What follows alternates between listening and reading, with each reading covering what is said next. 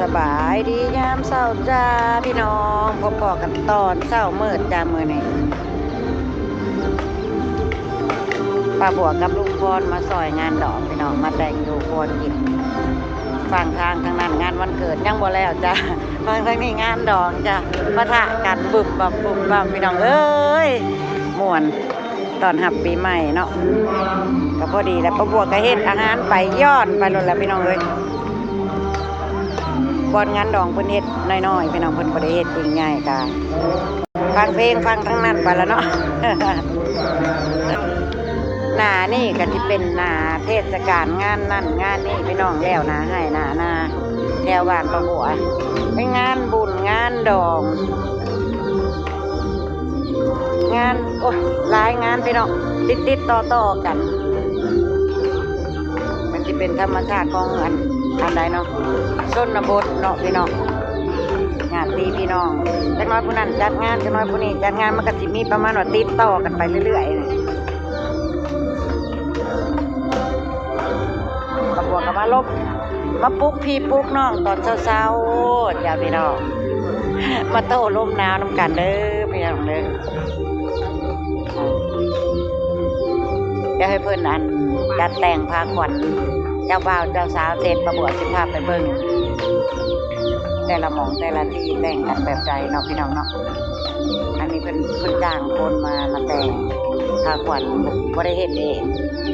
จังไปเบิ่งน้ำกันว่ามันสิสวยงามส่ำใดเนาะจ้างมากับเฮ็ดเองจ้า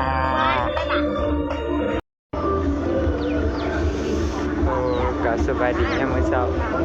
ดีต้อนรับเข้าสู่ช่องแม่นางบัวเด้อมื้อนี้ก็เป็นมือกล้องอยู่งานดอกพี่น้องงานดอกยาก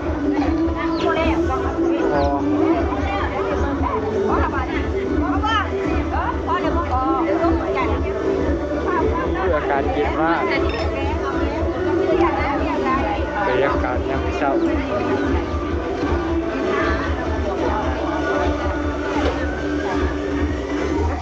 อยู่ปากทางเลยกันเอารถแห่ลงมาวันเกิด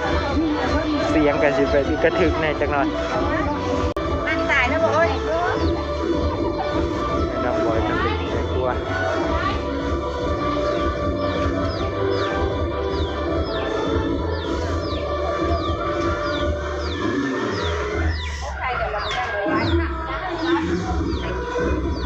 โอ้ยเสียงแล้วกระถึก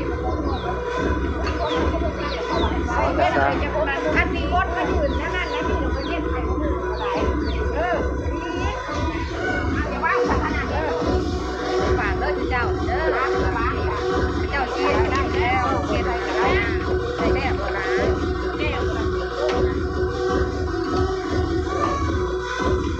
อันนี้ก็ได้เอาที่จะนี่เดี๋ยวมาเอาไปคัดไว้ตัวนี้เด้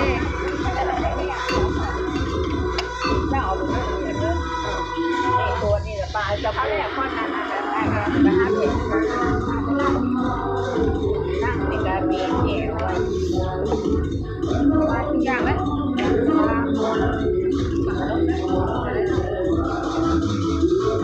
โอ้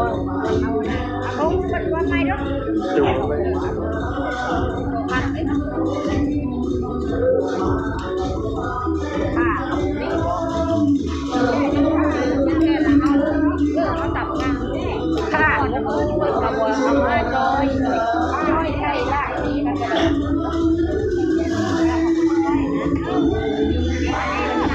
ขวาตอนนี้บริยินเสียงยังแล้วหูรับไปแล้วเสียงเพลงมาจากแต่เมื่อคืนดังเกินหูจนรับเจ็บหูมากตอนนี้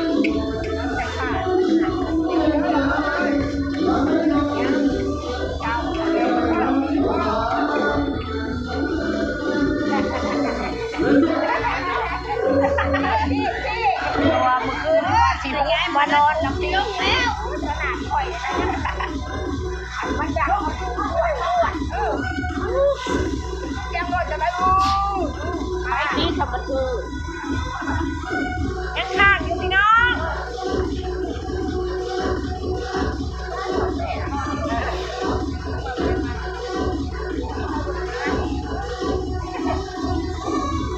แม่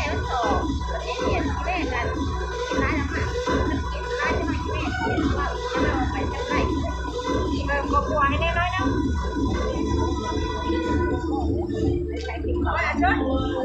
เขาน้อยนะอันนี้แหละแม่ไปเรียกไอ้ดอก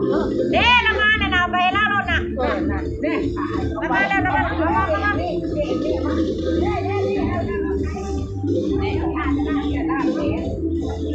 คนเลือกเพศก็มาคุยนี่มานี่จะสาว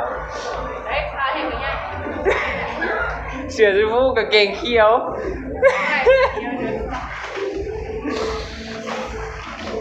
โอ้ย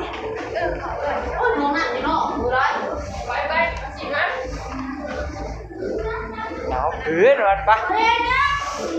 ออกไปจะโตไปเอาเขาเดินมาเลยน้องบอยมาช่วยจัดโต๊ะจัดตั้งพี่น้องไว้ห้ามแขกซอยเพื่อนเนี่ยเพิ่งนะคนละไส้เกิดพร้อมกันนะนี่พี่น้องเอาทักทายหน่อยด้วยมันมาซอยกันห้ามแขกเมื่อนี้น้องบอยมาห้ามแขกซอยพี่น้องเดี๋ยวประบวนสิพาเขาไปเบิ่งฟางกวนหันมาดีๆดูหันมาเฮี้ยงกันดีๆดูไพ่หลอกจะได้หู้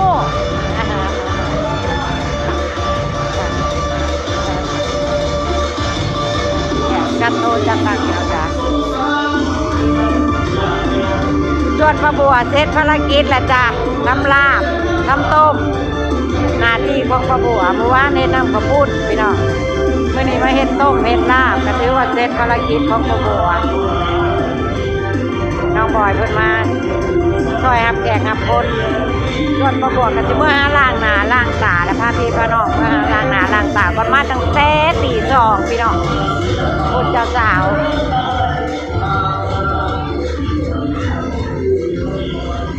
ไปเบิ่งฟางกวนป้าเจ้าสาวข่อย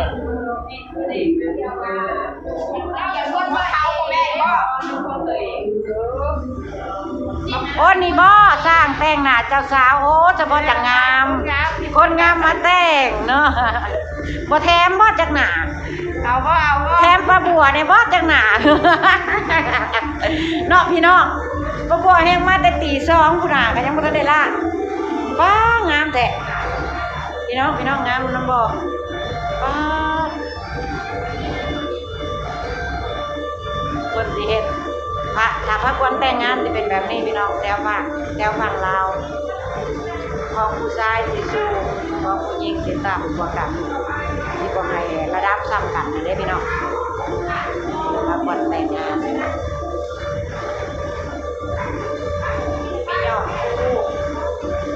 ยอดผู้ชื่อความหมายว่าให้ผู้บ่าวสาวเนาะองค์เรื่องไม่ว่าเฮ็ดหยังกับพ้นผู้แหละพี่น้องเฮ็ดหยังกะลาบลื่นสูงขึ้นคือยอดผู้เพิ่นว่าพี่น้องนี่ล่ะความหมายของเพิ่น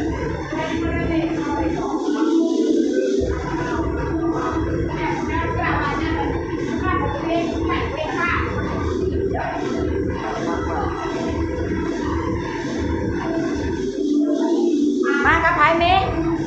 มากับสามีแล้วพามาเอารถโรงเรียนก่อนนะโอ้ยสวยงามพี่น้อง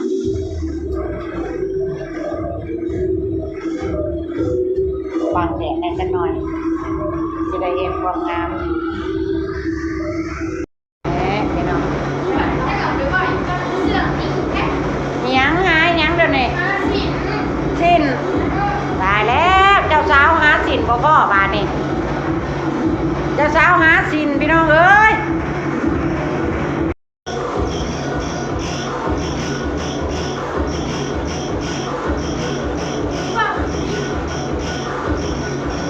เจ้าสาวก่อน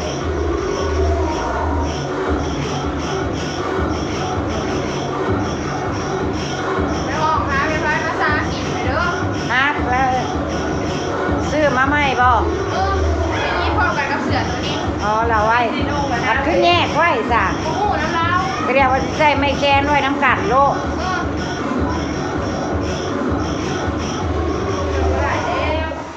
ก็บ่ได้แล้วเนาะไปแยกกันไว้นั่นแหละเวลามีการมีงานมาสู้ลงฮุกคือหยังนี่ เขาเลือกมาเบิ้ลตัวเองจะมีเอาไปไว้ใส่ไม่ได้เบิ้ล เอามาใส่มันเต็มยศก่อนจะสิได้บาดเสร็จเรียบร้อยพี่น้องเสร็จเรียบร้อยเจ้าสาวงามบ่พี่น้องกองกายพี่สาวน่ะเลือกเองบ่ชุดนี่อ๋อ ไม่ได้เอาว่าเสียวสีชิมพูนะไก่เนี่ยเรานี่ไม่ได้ใส่ถุงห่อไว้แล้วนั่นแล้วคุณเปียกนะ มันเรียบร้อยไปแม่ไปยืนเฮียงเอื้อยเบิ่งดูโอ้ยละอายบ้าลุงพี่น้องคนนี้เพิ่นเป็นบ้าแล้วเพิ่นละอายแล้วเดี๋ยวนี้นะ ไปเอาเสื้อไปแม่เนี่ยเราไม่ไปแม่มันนะไป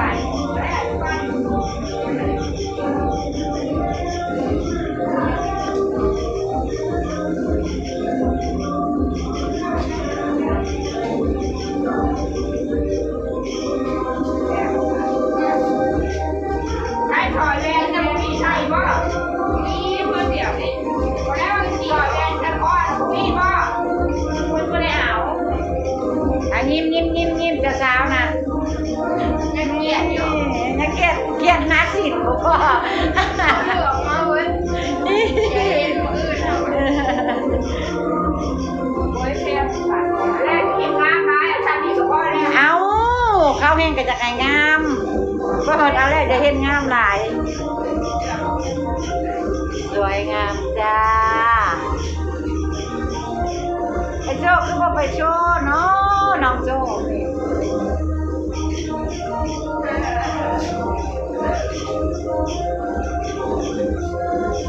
ป่ะพี่น้องมาบวกกันที่เก็บภาพบรรยากาศไว้จำนี่ละจ้าพบมาบวกคลิปหนาจ้าพี่น้องเดี๋ยวตอน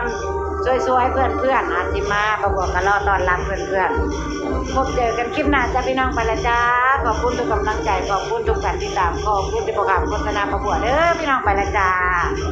สบายดีสบายดีเร็วน้องโซ่มาเลย